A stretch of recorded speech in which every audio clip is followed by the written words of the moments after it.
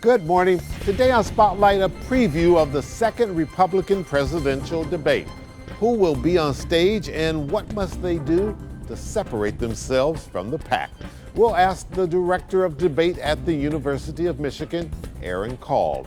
And later on our Sunday morning program, a look at the Detroit Digital Inclusion Week. Our guests will be Vittoria Katanski and Dr. Naimah Wade of Connect 313. It's Sunday, September the 24th. I'm Chuck Stokes, and this is Spotlight.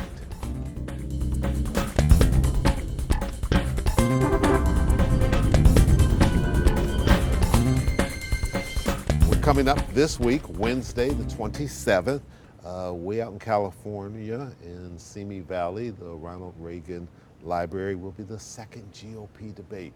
You expect to be there. Your debate coach for the University of Michigan, I should emphasize. What do you expect this second go-round? Yeah, we're running out of opportunities. The voting starts in January, and so the candidates, six, a smaller field this time, really have to differentiate. Because there were 8 in Milwaukee, the very first one. There were 8, so yeah, calling the field, and time is running out. So they really have to contrast each other very strongly, and everyone's trying to be the last remaining standing viable alternative to Donald Trump, who's not going to be there again. Aaron, as someone who follows debate intimately and teaches debate, do you think these debates in this presidential year are making a difference? Mm-hmm. Because we have a very unusual year. Yeah, this is very unusual. Yeah. The front runner is not on the stage now for the first 2 debates. It's happened previously, but it's very rare. So it's tough. How do you make the case against somebody that's not there? Even if you land good punches, you're not going to get credit for it. So everyone's kind of in the running for second place, and then hoping to lure former President Trump back to the debate stage in the future months, because that's the only way they'll really make the case for they should be the nominee. How much do you think the backdrop of being at the Ronald Reagan Library may play into this debate? And I ask this because for those who've ever been to a Republican National Convention, you know that when you go into the hall where they sell merchandise, there's more merchandise that relates to Abraham Lincoln and Ronald Reagan than any other past Republican presidents. They are the benchmarks of the Republican Party. They are, and it'll serve as a really impressive backdrop for the debate, the Air Force One that Reagan traveled on as president, and his name will certainly come up. You think they'll be drawing comparisons between what Ronald Reagan was and meant to the Republican Party as a very popular president, at times controversial, but certainly popular, particularly within the party, versus what Republicans may or may not want to see in the White House next time around? Yeah, it's a very different time now. I mean, Reagan had a landslide in his second term. I think won 49 states, and now the country is so divided, and so it's a totally different era. In Milwaukee, in the last debate, the final closing statement for all the candidates was talk about Reagan, his vision, and shining hill and optimism forward in the country. And so I think that's what all the candidates are going to try to do now, try to rise above the partisanship, show why they may be able to help get things done. We're in the midst of a government shutdown now, and so they've really got that opportunity to draw back to that. But the Republican Party has changed in the decades since then, so there's really a question of where Reagan would fit into the party now, and the candidates kind of reflect those the changes and the contrasts. There's some talk that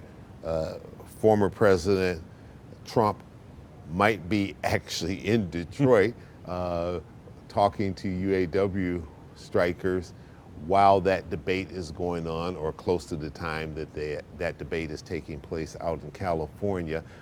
We should also note that the president of the UAW, Shawn Fain, has not made warm comments about Donald Trump, and basically has said, you're not wanted here, but that doesn't necessarily stop him from coming. So that has to play out, whether or not it indeed happens. Is that good strategy? Yeah, a good debate strategy on his part without being in the debate? I think so. It's called counter-programming, and so last time, not by choice, he was in Atlanta, had to surrender the night after the first debate, and that was part of the reason he didn't attend. And this time, it's more his choice. he's not going to attend the debate, which I think makes sense. Why give other opponents a chance to attack you on stage when you have such a large lead? And so you look to do other things, and I couldn't think of nothing better than doing that. Michigan's a swing state in the 2024 election.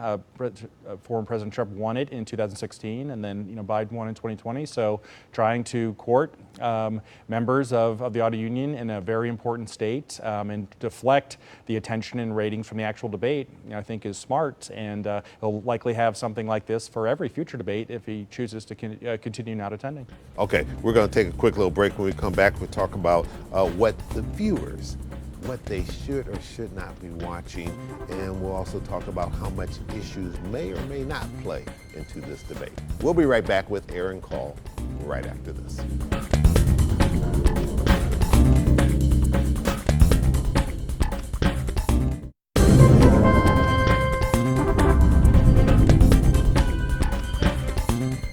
Welcome back to Spotlight, talking to Aaron Kall. He is the Lee H. Hess Director of Debate at the University of Michigan. Okay, who is Lee H. Hess? He's a debate alum, the University of Michigan, debated back in the 1960s, and is a very strong supporter of the program, and one of our biggest fans. And I understand he lives in Columbus, Ohio? He does, right in enemy territory, and anytime we head to tournaments, get south to North Carolina, we make sure to stop and visit him. So no, he's right on the way. All right, it's nice to know that some of those Ohio dollars are indeed supporting the University of Michigan. How much do you think issues are going to play into this debate? Because if we look at the polls right now, they're showing, especially the polls assessing how Republicans feel are the top issues. The economy is usually number one, and followed closely by immigration. Is it going to be the issues, or is it going to be personalities? Because on the other side of that fence, the top contender on the GOP side is the former president who's been indicted. Mm-hmm. Yeah, I think a combination of those two things. I think Fox Business is hosting, and so there'll be a disproportionate focus on economic issues, things like maybe tax reform, oil prices, things like that. But personalities play a big part in these debates. Vivek Ramaswamy was one of the big winners from the first one, and it's because he's young, he's never been in politics, he's a successful business person, so he's kind of a little bit larger than life, kind of like Trump was when he originally ran for president. But at the same time, if you're running for president, you also have to distinguish yourself and say why you should be the nominee, would be better against President Biden, and so sometimes it's very tough for the candidates to do that, especially if some of them also want to be considered for vice president, so they really have to toe the line with criticism and making the case why they'd be the best choice. Sure.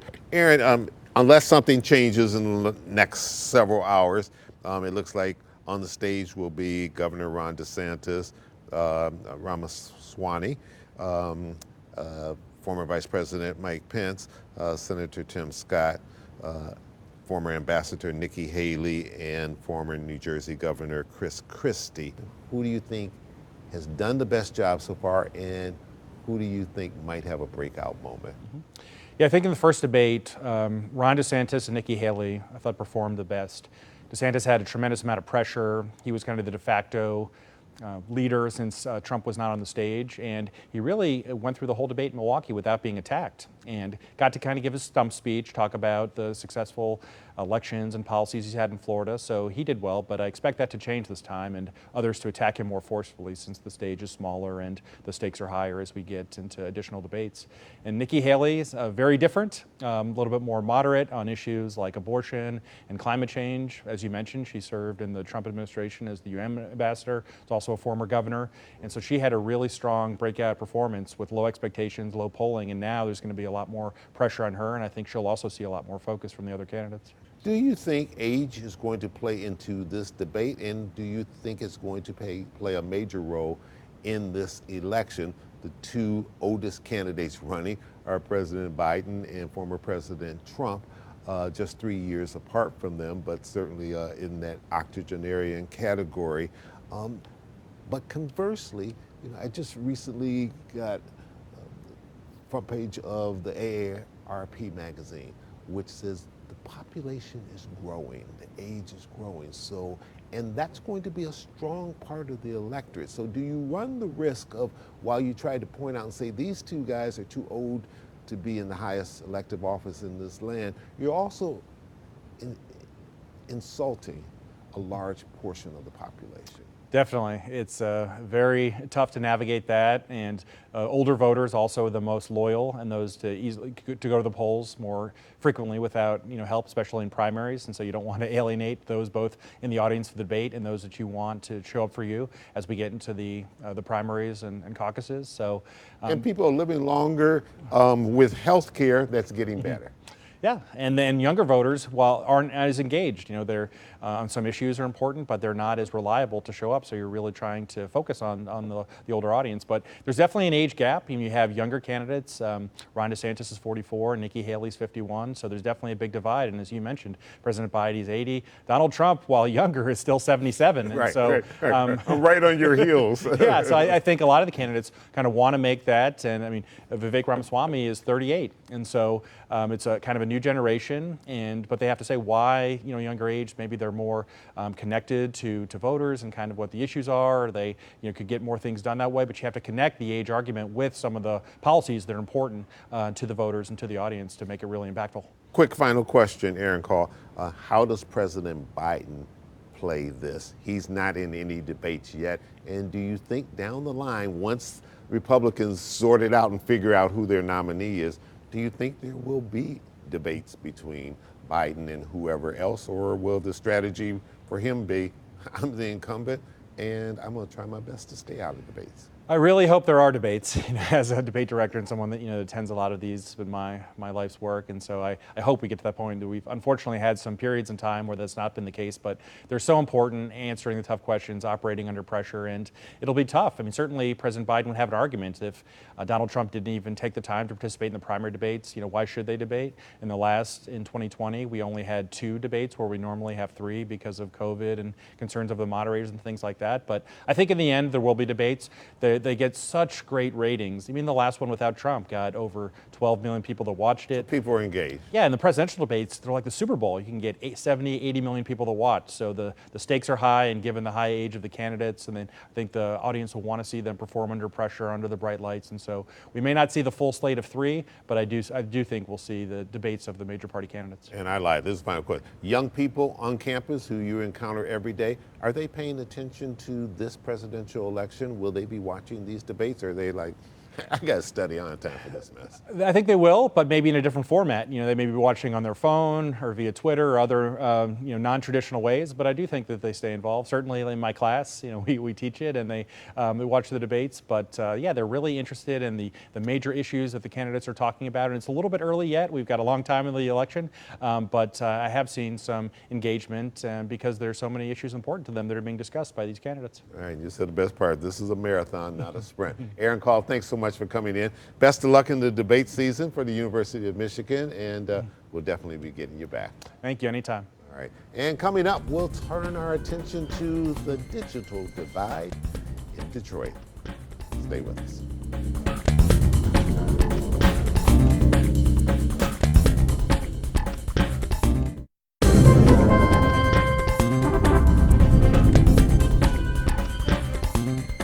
Welcome back to Spotlight as we turn our attention to the digital divide in Detroit and 2 individuals that are trying to do a lot about it, and introduce Vittoria Katanski, and she is Executive Director of Connect 313, and Dr. Naimah Wade, Director of Research and Learning for Connect 313. Welcome to Spotlight. Hi, thank you. You've got a big Detroit Digital Inclusion Week. What is that, and why should people care? Either one of you. Well, Digital Inclusion Week is going to be the first week of October, and the purpose of the event is to kind of educate people on what actually is the digital divide, and bring politicians and policymakers and community members together to have a discussion about what it means to them individually and what things are happening to try to bridge the divide. And it's from October 2nd through the 6th. It's a panel discussion on October 2nd, and it will be at Wayne State University. And then the following days are on our website, but they're community building days that are all over Detroit with our partners and with just some of our supporters that will be offering events. Sure. Dr. Wade, your PhD is from an academic setting, so how does this play into all of this and the research that you're doing on this very important issue? My research really is focused on optimizing learning experiences both online and in the classroom, but those opportunities are not available if you don't have devices and high quality internet in order to access them. And so my work is to support Connect 313's team, but also to make and curate opportunities for community to convene, to learn, to share, to grow about the importance of the digital opportunities that are in the world around us. So how does Detroit rank? Are we doing a good job, or do we have far too many people that are not connected to the internet? So there's a lot of numbers out there. Approximately 32% of Detroiters only have a smartphone device, right? No computer. As at home. we know, no desktop computer. Right. The interaction and the experience with applications, with banking, with everything. Coursework. Everybody wants you to go to their website. That's correct. And so we know that the experience is not quite the same from a smartphone as it is, from a workstation. And so in Detroit, we are leading the country with the American Connectivity Program, with signups for that program. That's federal money that was issued, I guess, during the pandemic. Correct, to ensure that residents had the resources they needed to pay for high-speed internet and receive some benefits also for a device. And so we are leading the country in the number of people who are signed up. There's still a large majority of people who can qualify for that program in Detroit who still have not. And so we still have some work to do, but the country is looking at us for the impact, the progress, and the way we've developed the Connect 313 Coalition to be able to activate in our city. The majority of our money comes through the Rocket Mortgage Classic, which is the golf event that happens in the summertime. And it's unique in the way that it's one of the only golf events that actually contributes money back to the community. So, and they make that a major point throughout the entire golf tournament, leading up to it, through Absolutely. it, afterwards, showing the amount of money that they've collected. Yeah, and so that's been really helpful. And we try to the coalition makes decisions together. So, just trying to we get data from the city. We try to work with our business partners to bring in more support and money so that we can do the programming. And it also highlights, I think the important part of the partnership for me is it highlights the different roles that each person plays in making that divide smaller. Okay. I think what's powerful about the public-private coalition is that we value being expertly led, but locally informed. So our structure really positions community members to help make decisions about how the funds that we have raised for Connect 313 are distributed into the community. So one of the ways we've done that is we've launched 18 tech hubs across the city where community members can access computers, get support, training, apply for jobs and things that help to not just increase their access, but also advance their economic mobility. Okay, I need to take a quick little pause for the calls. When we come back, I want to talk about, this is for Detroit, but say I don't live in Detroit, why should I care? And we'll have you address that right after this.